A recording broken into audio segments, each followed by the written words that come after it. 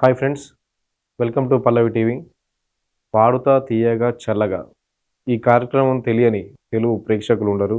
తెలుగు రాష్ట్రాల్లోనే కాదు, ప్రపంచవ్యాప్తంగా పాడుతా తీయగా ప్రోగ్రామ్కి చాలామంది ఫ్యాన్స్ ఉన్నారు. సంగీత ప్రియులను ఎంతో అలరించిన కార్యక్రమం ఇది.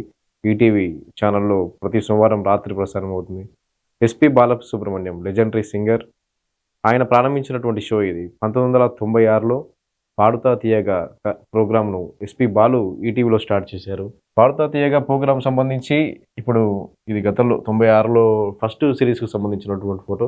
అంటే 96లో ఎస్పి బాలు స్టార్ట్ చేసినప్పుడు సింగర్స్ ఇప్పుడైతే ఫేమస్ సింగర్స్ ఎవరైతే ఉన్నారో సింగర్ మల్లికార్జున్ వాళ్ళంతా అక్కడి నుంచే ఇంట్రొడ్యూస్ అయ్యారు. సింగర్ ఉషా టైటిల్ విన్నర్‌గా నిలిచారు.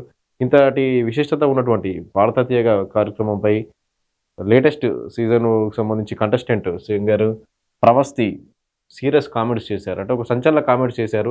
ఇప్పటికి దాదాపు 25 సంవత్సరాలుగా ఎటువంటి కామెంట్స్ అంటే ఎటువంటి ఆరోపణలు లేనటువంటి ఒకటి సాఫీగా సాగిపోతున్నటువంటి ఏకైక తెలుగు రియాలిటీ షో ఏదైతే ఉందంటే అది పాడుతా తీయగా కార్యక్రమమే. చక్కటి ప్రోగ్రామ్ ఇది. తెలుగు ప్రేక్షకులందరిని అలరించిన ప్రోగ్రామ్. సంగీత ప్రియులను ముఖ్యంగా ఎంతోమంది సింగర్స్‌ను అంటే ఎస్‌పి బాలు గారు హోస్ట్‌గా ఉన్న సమయంలో ఎంతోమందిని అలరించినటువంటి ప్రోగ్రామ్ ఇది. ఆయన చనిపోయిన తర్వాత ఆయన కుమారుడు ఎస్‌పి చరణ్ హోస్ట్‌గా ఉంటున్నారు ఇప్పుడు పాడుతా తీయగా కార్యక్రమానికి. అయితే ఈ కార్యక్రమంపై ఇంతటి విశిష్టత, ఇంతటి పేరు ప్రఖ్యాతి ఉన్నటువంటి చక్కటి కార్యక్రమంపై సింగర్ ప్రవస్తి సంచలన కామెంట్స్ చేశారు. ఈ సీజన్‌లో ఎవరైతే ప్రస్తుతం జడ్జిలుగా ఉన్నారో వాళ్ళు జడ్జిలుగా ఉన్నటువంటి ఫేమస్ పర్సనాలిటీస్‌పై ప్రవస్తి కామెంట్స్ చేశారు. ప్రస్తుతం సింగర్స్‌గా చంద్రబోస్, కీరవాణి, సునీత ఉన్నారు. పాడుతా తీయగా ఈ కొత్త సీజన్ 25వ సీజన్ నడుస్తుంది ఇప్పుడు సిల్వర్ జూబ్లీ సిరీస్. దానికి సంబంధించి ఈ ముగ్గురు జడ్జిలుగా ఉన్నారు. వీళ్ళపై సింగర్ ప్రవస్తి సీరియస్ కామెంట్స్ చేశారు. జడ్జిలు తనను తొక్కేశారని, కామెంట్స్ కూడా బ్యాడ్‌గా ఇస్తున్నారని, ముఖ్యంగా చంద్రబోస్ గారు, కీరవాణి గారు కూడా తనను అవమానించేలా మాట్లాడారు. సింగర్ సునీతపై సీరియస్ కామెంట్ చేశారు. సునీత చాలా రూడ్‌గా మాట్లాడారు ఇలా అని చెప్పి. అదేవిధంగా ఏదైతే పాడుతా తీయగా ప్రోగ్రామ్‌లు నిర్వహిస్తున్నారో జ్ఞాపిక ఎంటర్‌టైన్‌మెంట్స్ వాళ్ళ మీద కూడా సింగర్ ప్రవస్తి సీరియస్ కామెంట్స్ చేసింది. ఏదైతే జ్ఞాపిక ఎంటర్‌టైన్‌మెంట్స్ ఉన్నారో వాళ్ళు ఈ షోలో పొట్టి డ్రెస్సులు వేసుకోవాలని చెప్తున్నారు. ఇబ్బంది కలిగించే బట్టలు వేసుకోవాలని చెప్తున్నారని చెప్పి. అసలు ఈ పాడుతా తీయగా ప్రోగ్రామ్ సంబంధించి ఎక్కడి నుంచి అంటే ఎక్కడ స్టార్ట్ అయింది? ఎక్కడ నుంచి ఎలా మారిందనేది ఇప్పుడు మనం తెలుసుకుందాం. అంటే టీవీ ఛానల్స్‌లో ఈ సింగింగ్ కాంపిటీషన్స్ అంటే ఎలా మారాయని తెలుసుకుందాం. మొదట 1996లో మనకి స్టార్ట్ అయింది పాడుతా తీయగా కార్యక్రమం. ఎస్‌పి బాలు గారితో స్టార్ట్ అయింది. పాడుతా తీయగా కార్యక్రమం ఈటీవీ ఛానల్‌లో చాలా చక్కగా నడిచిందప్పుడు. దాదాపు 4 ఏళ్ల పాటు 2000 సంవత్సరం వరకు పాడుతా తీయగా కార్యక్రమాన్ని ఎస్‌పి బాలు నిర్వహించారు హోస్ట్‌గా. ఇప్పుడున్నటువంటి ఏదైతే జడ్జీలు ఇదంతా కాన్సెప్ట్ లేదు అప్పట్లో. ఎస్‌పి బాలు ఒక్కరే ఉండేవారు. వారానికి ఒకసారి ప్రోగ్రాము. ఎవరో ఇద్దరిని మాత్రమే ఇద్దరు లేదా ఒకరు మ్యూజిక్ డైరెక్టర్‌ని గాని లేదా సంగీతంలో నిష్ణాతులైన వాళ్ళని పిలిపించేవారు. సినిమా ఇండస్ట్రీ అనే గాకుండా బయట సంగీత కచేరీలు నిర్వహించే వాళ్ళని గాని, లేపోతే ఎక్కడైనా సంగీతం అంటే క్లాసికల్ మ్యూజిక్ సంబంధించి గాని, ఫోక్ మ్యూజిక్ సంబంధించి గాని, అందులో నిష్ణాతులైన వాళ్ళు పండితులు ఎవరైతే ఉన్నారో, కేవలం సినిమా సంబంధించినటువంటి మ్యూజిక్ డైరెక్టర్లు, సింగర్స్‌నే కాకుండా క్లాసికల్, ఫోక్ ఇలా వివిధ సంగీత రీతుల్లో ప్రసిద్ధి పొందినటువంటి వాళ్ళని పిలిపించి, వాళ్ళను గెస్ట్‌లుగా కూర్చోబెట్టేవారు. జడ్జిలుగా కాదు. ఇక్కడ కేవలం ఎస్‌పి బాలు మాత్రమే హోస్ట్‌గా ఉండేవారు. ఆయన అయితే ఈ గెస్ట్‌లుగా వారు మార్కులు వేస్తే ఫైనల్ డిసిషన్ ఆయన తీసుకునేవారు. అంటే ఈ జడ్జిల కాన్సెప్ట్ అనేది లేదు. 1996లో స్టార్ట్ అయినటువంటి పాడుతా తీయగా ప్రోగ్రామ్‌లో ఈ జడ్జిల కాన్సెప్ట్‌లు ఇలాంటివన్నీ లేవు. అయితే అంతకుముందే మనకు ఇండియన్ టీవీ ఛానల్ అయితే జీలో సరిగమప అని ఒకటి స్టార్ట్ అయింది 95లోనే. అందులో జడ్జిల కాన్సెప్ట్ ఉన్నాయి గానీ, తెలుగులో మొట్టమొదటిగా స్టార్ట్ అయినటువంటి సంగీత కార్యక్రమం ఏదంటే పాడుతా తీయగా 1996లో ఎలాంటి జడ్జిల కాన్సెప్ట్ లేకుండా సీరియస్‌గా అంటే చక్కగా నీట్‌గా జరిగినటువంటి ప్రోగ్రామ్ 2000 సంవత్సరం వరకు. 2000 సంవత్సరం తర్వాత ఇక కార్యక్రమం ఆగిపోయింది కొన్నాళ్ల పాటు. 2007లో మళ్ళీ రీస్టార్ట్ చేశారు. అప్పుడు కూడా ఎస్‌పి బాలు గారే మళ్ళీ హోస్ట్‌గా ఉన్నారు. సేమ్ దాదాపు 2020 వరకు అంటే 13 ఏళ్ల పాటు నాన్ స్టాప్‌గా ఈ ప్రోగ్రామ్ ప్రతి ఏడాది ఒక సీజన్‌తో నడిపించారు ఎస్‌పి బాలునే. 2020 వరకు ఆయనే సేమ్ 2007 నుంచి 2020 వరకు మళ్ళీ రీస్టార్ట్ చేసిన ప్రోగ్రామ్ కూడా మళ్ళీ సేమ్ అదే పంతాలో నడిపించారు. జడ్జీలు లేకుండా కేవలం. అయితే 2007కొచ్చేసరికి మనకు 2006లోనే జీలో సరిగమప అంటే హిందీ జీటీవీ ఛానల్ నుంచి స్ఫూర్తిగా తీసుకొని జీలో కూడా తెలుగులో సరిగమప స్టార్ట్ అయింది 2006లో. అప్పుడు ఈ జడ్జిల సిస్టమ్ ఒకటి స్టార్ట్ అయిపోయింది. అంటే ఇద్దరు జడ్జిలు ఉండడం. అప్పుడు కోటి మ్యూజిక్ డైరెక్టర్ కోటి, ఎస్‌పి బాలు సోదరి శైలజ, రమణ గోగుల ఫస్ట్ 2006లో జీ సరిగమపకి సంబంధించి తెలుగులో ఒకటి కార్యక్రమం స్టార్ట్ అయింది జీటీవీలో. అప్పుడు ఈ జడ్జిల సిస్టమ్ పాటలు పాడితే జడ్జిలు మార్క్స్ ఇవ్వడం, జడ్జీలు కామెంట్స్ చేయడం, అంటే జడ్జీలు బాగుందని చెప్పడం, బాలేదని చెప్పడం ఇలా ఇది స్టార్ట్ అయింది. కానీ 2007లో మళ్ళీ పాడుతా తీయగా స్టార్ట్ అయినప్పుడు 2007లో మళ్ళీ రీస్టార్ట్ అయినప్పుడు గూడా ఎలాంటి జడ్జిల సిస్టమ్ లేదిక్కడ. కేవలం ఈయన ఎస్‌పీ బాలు గారు మాత్రమే హోస్టు. ఆయనే అంతా జూసుకునేవారు. ఎవరో ఇద్దరు ముగ్గురు పెద్దల్ని తీసుకొచ్చి సంగీత రంగంలో నిష్ణాతులైన వాళ్ళని గాని, సినిమా ఇండస్ట్రీకి చెందిన వాళ్ళని ఎవరైనా, ఆ తర్వాత మ్యూజిక్ డైరెక్టర్లను గాని, సంగీతం మీద బాగా ఇంట్రెస్ట్ ఉన్న వాళ్ళని గాని, అలా తెలిసిన వాళ్ళని తీసుకొచ్చి మళ్ళీ ఆయన కార్యక్రమం నడిపించారు. ఇది జీ సరిగమప ఒకటి జీ టీవీలో స్టార్ట్ అయినప్పుడు 2006లో స్టార్ట్ అయినప్పుడు ప్రోగ్రామ్. అక్కడి నుంచి జడ్జిల సిస్టమ్ స్టార్ట్ అయింది. ఆ తర్వాత మా టీవీలో సూపర్ సింగర్ స్టార్ట్ అయింది. సూపర్ సింగర్స్‌కొచ్చేసరికి సినిమాల్లో మ్యూజిక్ ప ఎవరైతే ఉన్నారో డైరెక్టర్లు వాళ్ళని తీసుకొచ్చి జడ్జిలా కూర్చోబెట్టడం, వాళ్ళతో కామెంట్స్ చెప్పియడం, అక్కడి నుంచి స్టార్ట్ అయ్యి ఆల్రెడీ సింగర్స్‌గా ఉన్న వాళ్ళే మళ్ళీ ఈ సూపర్ సింగర్స్‌లో పాటలు పాడడం, తర్వాత కొత్త వాళ్ళని పరిచయం ఇలా స్టార్ట్ అయిపోయి తర్వాత మనకి సోనీలో ఇండియాలో అంటే హిందీ ఛానెల్ సోనీలో గూడా అంతకుముందే 2004లో ఇండియన్ ఐడల్ అని స్టార్ట్ అయింది.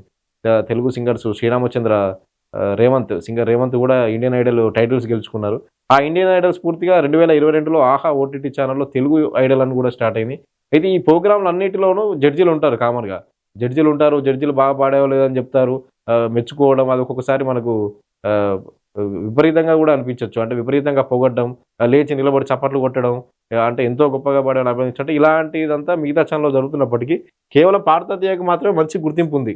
అంటే ఎటువంటి హంగామా, హడావిడి లేకుండా, అతిశయోక్తులు లేకుండా చాలా చక్కటి ప్రోగ్రామ్ అని జెప్పి తెలుగు సినీ ప్రేక్షకుల్లో గాని, తెలుగు ఆడియన్స్‌లో గాని మంచి ఒపీనియన్ ఉన్న ఏకైక ప్రోగ్రామ్ పాడుతా తీయగ. ఇప్పటివరకు ఈ పాడుతా తీయగ ప్రోగ్రామ్ అంతా సాఫీగా నడిచింది. 2020 సెప్టెంబర్ 25న ఎస్‌పీ బాలు గారు కరోనాతో చనిపోయారు. ఆ తర్వాత ఆయన కుమారుడు ఎస్‌పీ చరణ్, ఈయన గూడా సింగర్ 25 ఏళ్లుగా ఈయన పాటలు పాడుతూనే ఉన్నారు.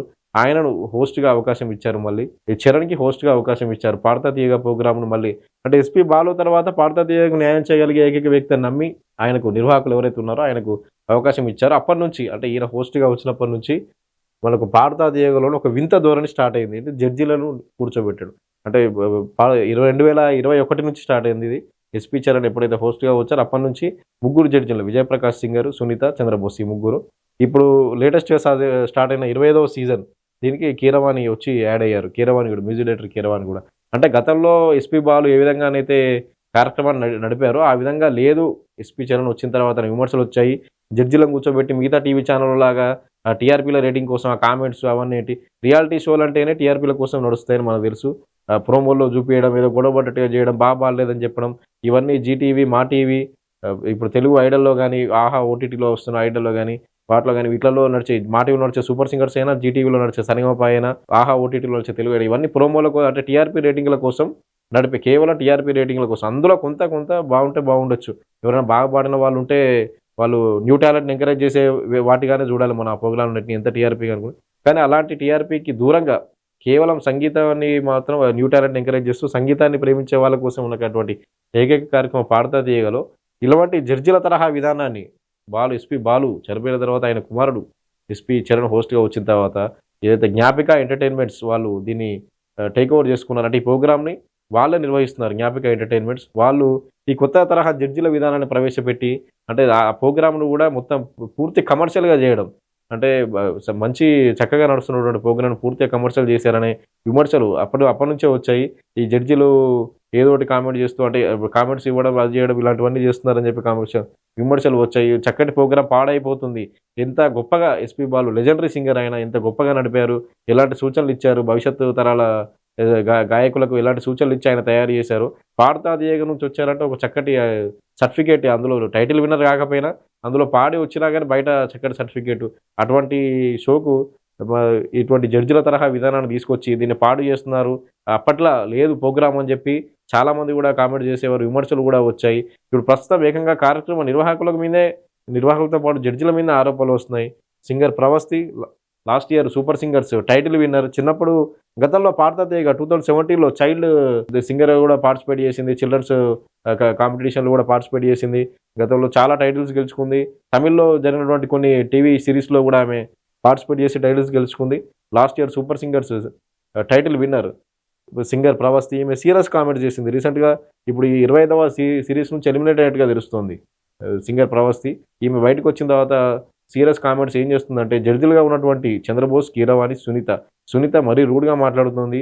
ఆమె జడ్జిలుగా స్థానంలో కూర్చొని నా నేను ఏది పాడినా గానీ నచ్చనట్టు అంటే నన్ను తొక్కేస్తున్నారని జెప్పి సింగర్ సునీతపై కామెంట్ చేసింది. అలాగే కీరవాణి గారు ఏదైతే కీరవాణి మా గ్రూప్‌లో చాకిరీ చేయించుకుంటాం.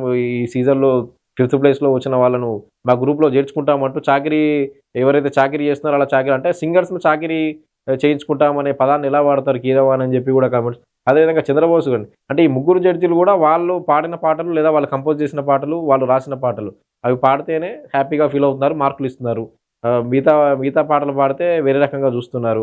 అసలు 'పాడుతా తీయగా' ప్రోగ్రామ్ ఎస్‌పీ బాలు గారు ఉన్నప్పుడు ఎంత బాగుండేదో ఇప్పుడు అంత దారుణంగా తయారైంది. ఇది అసలు ఇలాంటి ప్రోగ్రామ్ గాదు. అంత గతంలో నడిచినట్టుగా లేదు అని చెప్పి ఈమె సంచలన ఆరోపణలు చేశారు. కీరవాణి మీద, చంద్రబోస్ మీద, అలాగే సింగర్ సునీత మీద. ఆస్కార్ అవార్డు అందుకున్నటువంటి ఇద్దరు ఉద్దండులు వీళ్ళు. చంద్రబోస్ పాటల రచయిత, కీరవాణి మ్యూజిక్ డైరెక్టర్ ఈయన. అసలు వీళ్ళు ఇలాంటి షోలకు జడ్జిలుగా ఉండడం ఎందుకు? ఇటువంటి ఆరోపణలు అంటే ఇంత స్థాయి ఎందుకు వీళ్ళకి? అంటే వీళ్ళు దాటిపోయారది. ఈయన పాటల రచయితగా దాటిపోయారు 30 ఏళ్ళు. ఆయన 40 ఏళ్లుగా సినిమా ఇండస్ట్రీలో ఉన్నారు. ఆస్కార్ అవార్డ్ అందుకున్నారు 'త్రిబుల్ ఆర్' సినిమాలో. ఇంత స్థాయి ఉన్న వ్యక్తులు ఒక మ్యూజిక్ అంటే మంచి షోనే 'పాడుతా తీయగా' మంచి షో, చక్కటి కార్యక్రమం గాని, దాని జడ్జిలుగా వెళ్ళినప్పుడు గతంలో ఎస్‌పీ బాలు గారు వ్యవహరించిన తీరెలా ఉంది? మనం వ్యవహరించే తీరెలా ఉంది?